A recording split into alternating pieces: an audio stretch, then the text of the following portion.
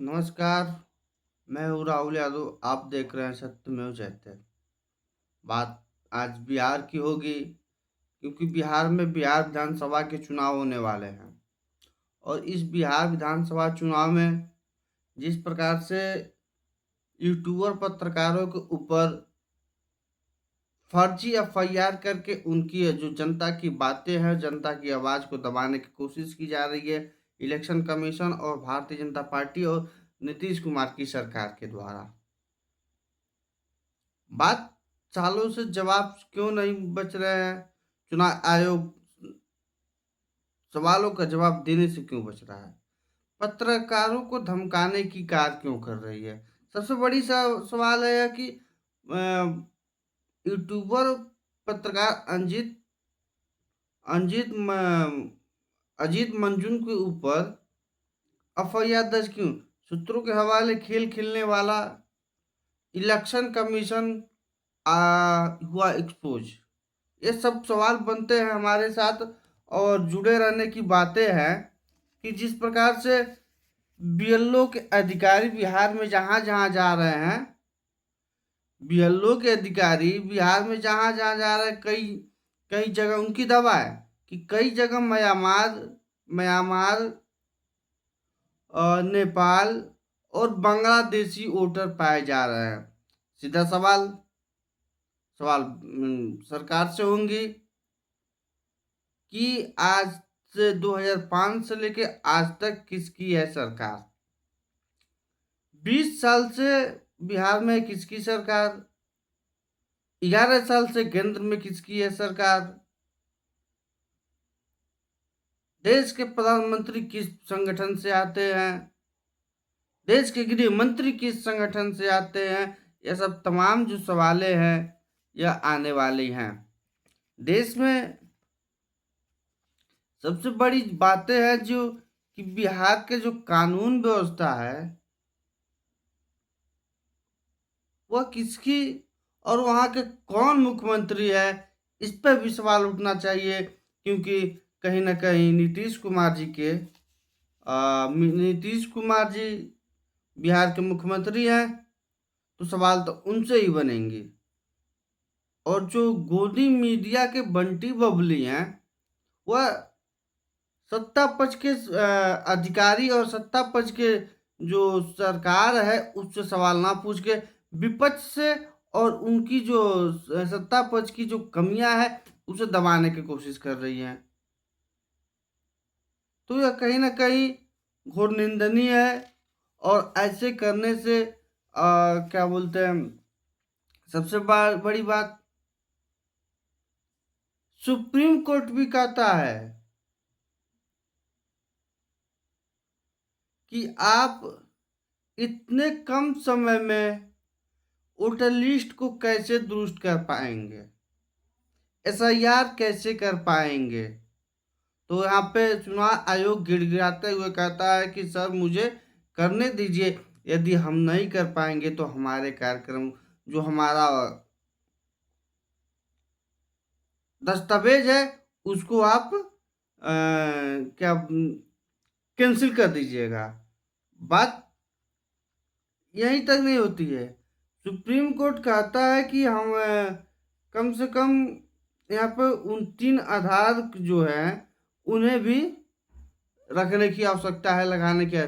Ration card, voter ID और आधार card को अपना दस्तावेज मानकर करना चाहिए और उन लोगों को भी इस पे कार्य होना चाहिए, क्योंकि यह भी कहीं ना कहीं भारतीय जनता पार्टी और यह पहचान पत्र है। लेकिन इलेक्शन कमीशन ने उनको इन्वॉल्व न करके सरकारी कर्मचारी या पेंशन के आईडी या पीपीओ को लगाया।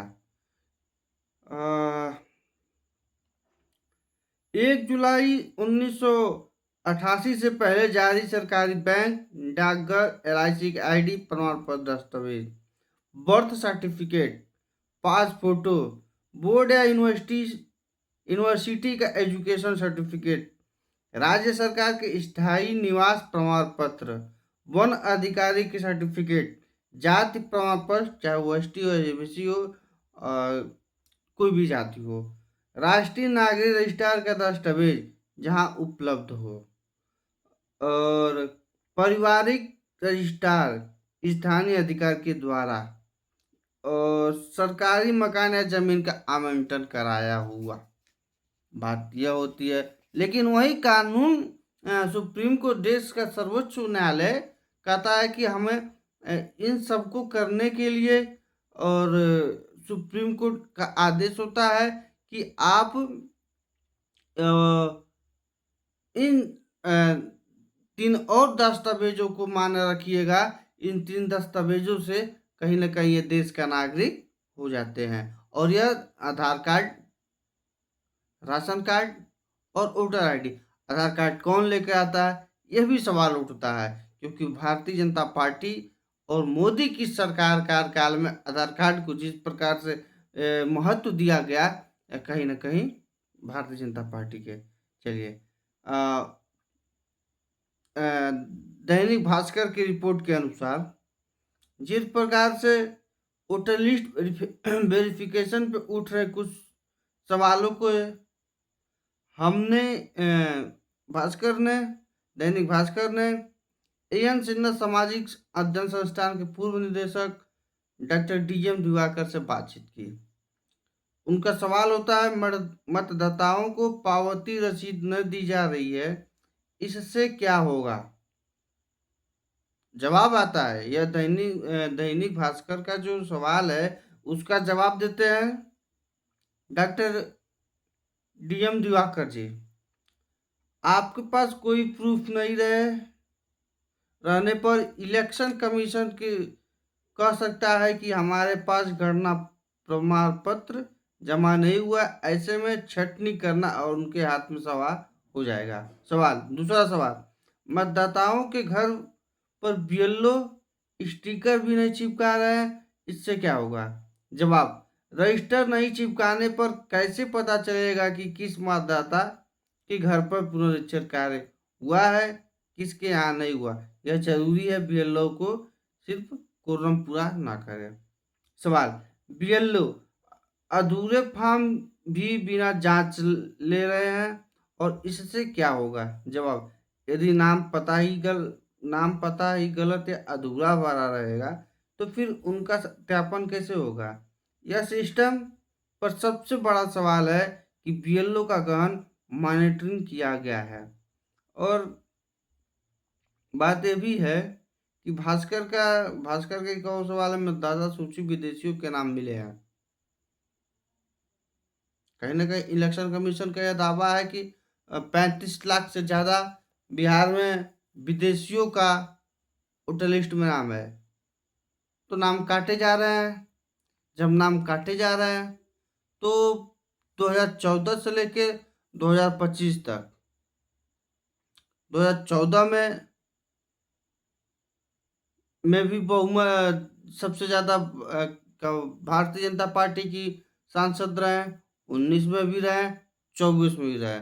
तो यह मतलब जो विदेशी वोटर हैं कहीं ना कहीं वो भारतीय जनता पार्टी के सपोर्टर हैं।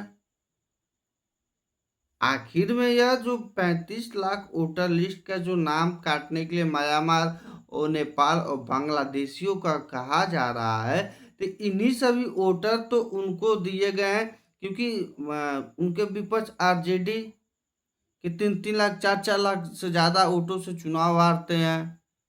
तो साफ हो जाता है कि जो विदेशी वोटर है वो भारतीय जनता पार्टी के पक्ष में डालते हैं,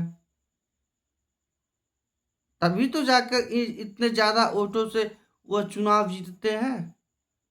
सवाल वैसे बना रहेगा। मैं आप लोगों से विदा लेना चाहता हूं, लेकिन ऐसे सवाल जुड़ने के लिए आप मेरे साथ जुड़े रहिए। सत्यमेव जयते। जय हिंद, जय भारत।